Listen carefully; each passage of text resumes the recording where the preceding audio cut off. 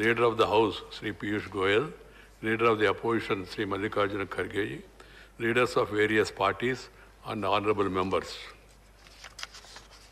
Retirement of about 1/3 of the members of this August House every 2 years is a big occasion. It happens as per the provisions of the Constitution. This enables continuity of the institution of Rajya Sabha, while at the same time offering scope for infusing fresh ideas and perspectives by the new members replacing the retiring ones. 72 members of this August House are slated for retirement between March and July this year. 65 of them represent 19 states, while 7 are nominated members. From my own observation as chairman of this August House, and as informed by the Secretariat, these 72 members constitute a vast pool of considerable legislative experience, domain knowledge, parliamentary skills, and proven performance in this House. It is not often that such a valuable pool of members retire in one go. 27 members, accounting for 38% of the retiring, would have served 2 terms or more, reflecting on the loss of experience that the House would be incurring. Sri A.K. Antony and Srimati Ambika Soni would have served 5 terms. Sri Ananda Sharma, Sri Suresh Prabhu and Sri Praful Patel, 4 terms each. Dr. Subramanya Swamy, Sri Jairam Ramesh, Sri Prasanna Acharya, Sri Sanjay Raut, Sri Naresh Gujral, Sri Sukhdev Singh Dinsa, and Sri Satish Chandra Misra, 3 terms each. Another 15 members are retiring after serving 2 terms each. Will be missing this pool of wisdom and experience. The 72 retiring members have a total experience of 143 terms in Rajya Sabha. Of them, 17 members were in the Lok Sabha earlier for a total of 38 terms. In effect, the House loses a total parliamentary experience of 181 terms in both the Houses. Sri P. Chidambaram has the longest legislative experience of 1 term in this House, besides being Lok Sabha member 7 times earlier. Sri Praful Patel served 4 terms each in both the Houses. 9 women members are also retiring in this round. The 4 ministers completing their term are Srimati Nirmala Sitharaman, Sri Piyush Goyal, Sri Mukhtar Abbas Naqvi, and Sri Ramchandra Prasad Singh.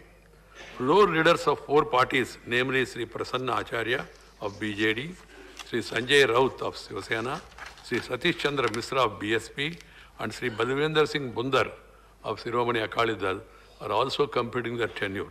I thank the ministers, the seniors, and floor leaders for assisting me in resolving some contentious situations. Chairman of the 8 department-related parliamentary standing committees of Rajya Sabha retiring. Sri Ananda Sharma, Sri Jairam Ramesh, Sri T.G. Venkatesh, Sri Vijay Sai Reddy, Dr. Vinay P. Sahasrabuddhe. We will also be missing the renowned sports icon, Srimati M.C. Maricon, a nominated member. Honorable members, this is an occasion to recall brief contribution of the retiring members to the proceedings of this House. The contribution of veterans like Sri P. Chidambaram, Sri Kapil Sibal, Sri Praful Patel, Sri Anand Sharma, Sri Jairam Ramesh, Sri Suresh Prabhu, Sri Prasanna Acharya, Sri Naresh Gujral, and Sri Satish Chandra Misra are too well known to be recounted by me. I deem it appropriate to briefly mention the contribution of the retiring chairman of the 5 department-related standing committees of this House, given the importance of these committees.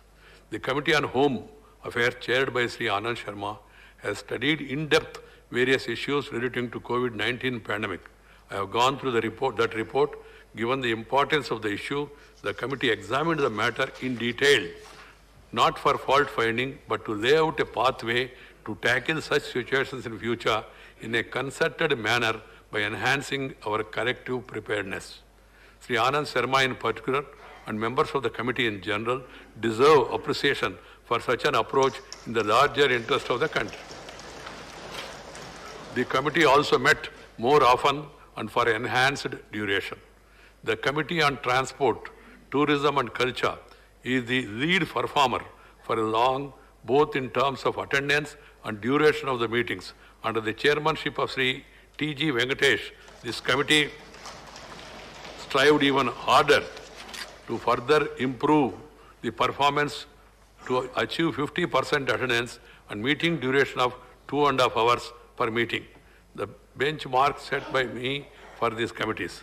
I am told that Sri Venkatesh used to repeatedly remind the officials to do the needful so that the committee continues to better its performance and emerge as the best. The issues taken up for examination by the Committee on Science and Technology are highly technical in nature. Despite that the committee chaired by Sri Jairam Ramesh has taken up important contemporary issues and delivered useful reports. I appreciate Sri Jairam Ramesh for his initiative of examining the menace of misuse of social media for pornography and its adverse impacts on children and submitting a report as chairman of an ad hoc committee, which was constituted by me. The Committee on Commerce, to start with, in 2017, used to report low attendance and duration of meetings, but later, under the chairmanship of Sri Vijay Sai Reddy, it has turned around and has substantially improved the duration of meetings and attendance to some extent. Under the chairmanship of Dr. Vinay Sahasrabuddhe, the Committee on Education has shown a very remarkable improvement. I am told many of the meetings lasted for 3 to 4 hours each. I am happy to note that despite being the first-time members of Rajya Sabha, Sri T.G. Venkatesh, Sri Vijay Sai Reddy and Dr. Vinay Sahasrabuddhe have made a difference and delivered.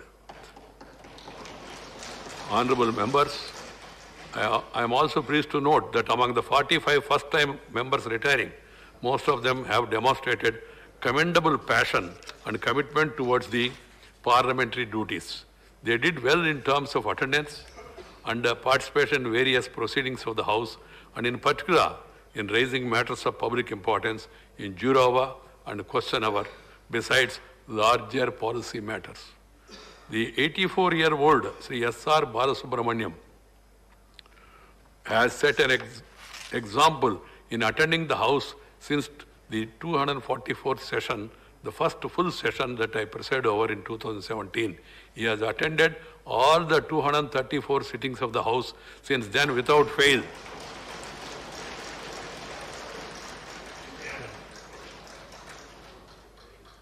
This is a remarkable commitment to one's parliamentary duties, demonstrating that passion and sincerity have nothing to do with the age. I am sure this august House would join me in complimenting him for the same. There are other members also who are attending, but I am not mentioning their names because they continue and they will continue to be attending the meetings. There are several other members among the retiring who have reported more than 90% attendance. I can't take their names given the time limitation.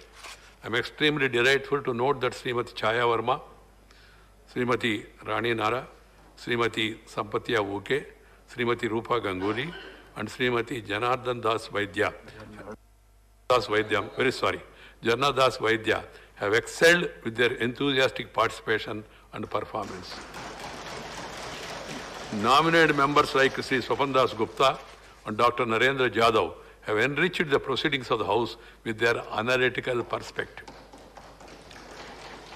Several first-time members like Dr. Sasmit Patra have shown a lot of promise by quickly adapting to the nuances of the functioning of the House.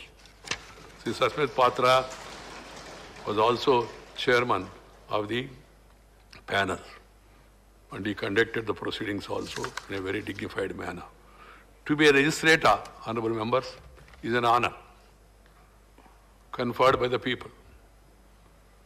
It is even more a privilege to be a member of the Rajya Sabha. Such honor and privilege come with a set of responsibilities towards incorporating the expectations and aspirations of the people in the designing of laws and policies. Unfortunately, at a broader level, that privilege is not being put to best use.